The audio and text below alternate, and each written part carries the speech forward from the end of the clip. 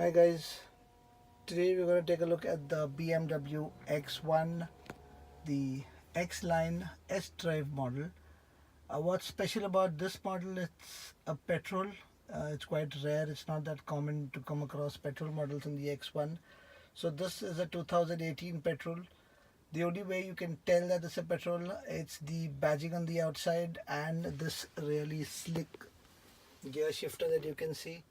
The diesels have the long stocky one, and of course it's really smooth and fun to drive this petrol model as compared to the diesel. This is a 192 bhp 2000cc model.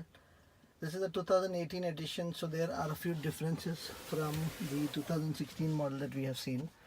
One is that this is now got a new combination, a new dual tone color, and it's not beige, it's called oyster and black, and this look really makes this cabin look nice and smart, and it doesn't tend to look like all those beige cars out there. It's got this beautiful ambient lighting. It's got an amber glow, you can see, and it runs across the dash here. So this in the night and evenings light up and look really stylish. It also has a huge sunroof that you can see, and that brings in a lot of light. So being a 2018 model, you also have a touch screen, which was previously only operated by the iDrive. Now you have the iDrive and a touch to the screen. So this is the X-Line. This basically sits between the Expedition and the M Sport. The M Sport being the range topping variant, and the Expedition being the base model. So it has this beautiful 6.5-inch screen, but actually looks much bigger because of the glass cover that it has. The previous models had a plastic border which didn't look really that great, but this being entirely wrapped in glass, you can't really tell the borders, so it looks really good. And I must tell you, the display is really crisp, almost as good as one of the iPhones. Talking about iPhones, this model now comes with Apple CarPlay. It still doesn't have Android Auto, but Apple CarPlay is already available, and it's working really well. I think a few more upgrades and we should be able to get Android Auto. Let's now quickly jump into the front seat and take a look.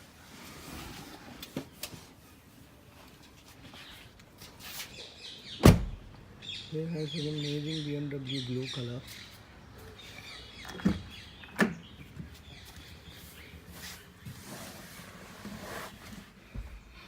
Getting in, we have the iDrive, we have the electric handbrake, we have this beautiful joystick, like I like to call it. It's absolutely a thrill to move single shifts and get the job done. You have your mode selector right here. You have your automatic air conditioning with dual zone climate control. You could have two different temperatures, but you have the circulation mode where you can have the external circulation, or you could have it internally circulate, or you could have what I've placed it right now in auto, where it can sense the pollution levels outside and decide what's best for the car. Take a look here. It's a 6-speaker system and it sounds absolutely amazing. It's got these paddle shifters and they are amazing to hold. They're made of really good quality. They're not plastic, they're made of metal, and they are absolutely a delight to use. This is the instrument cluster. You can see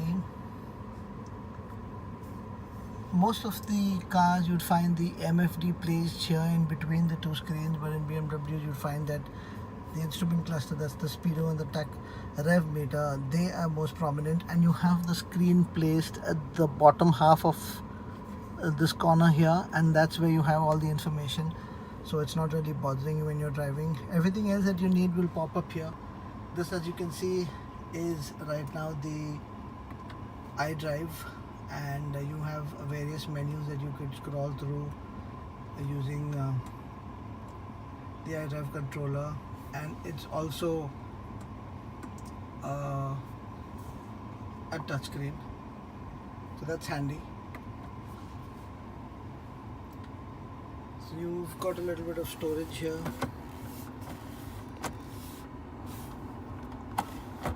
That's a smoker's pack that comes standard. It's got a ashtray and a lighter that comes fit in with it.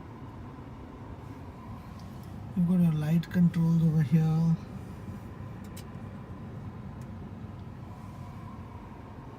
It's got your engine start stop and also a button to switch on and switch off the automatic start stop function, which will help you save fuel. Talking about saving fuel, once you put the car on Eco Pro, this car really changes the way it feels to drive normally. It gets really sluggish. The accelerator is sluggish and slow, and the car really doesn't pull as much. It goes really slow, and you can never tell this is a Beamer, but really gives you good mileage for that. I have managed to get 10 so far on the Eco Pro, and you can see the reading right here. It's showing 7.9. That's after my previous drive. That's in the comfort mode, and when you put this into sport, well, hell breaks loose, because this one becomes one crazy raging bull. Is waiting to, take off at every signal and at every stop, so you have to drive responsibly. Talking about the other changes that have come through in 2018, nothing in particular other than these two mentioned. Just anything else that was not fixed, and the older models have probably been fixed here, so I can't really comment about that. I've had this car for about a month now, and I'd make another video about your driving experience and an in-depth tour of the media controls and also the driving experience.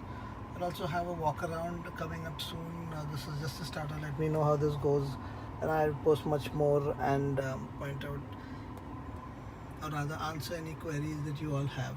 Thank you.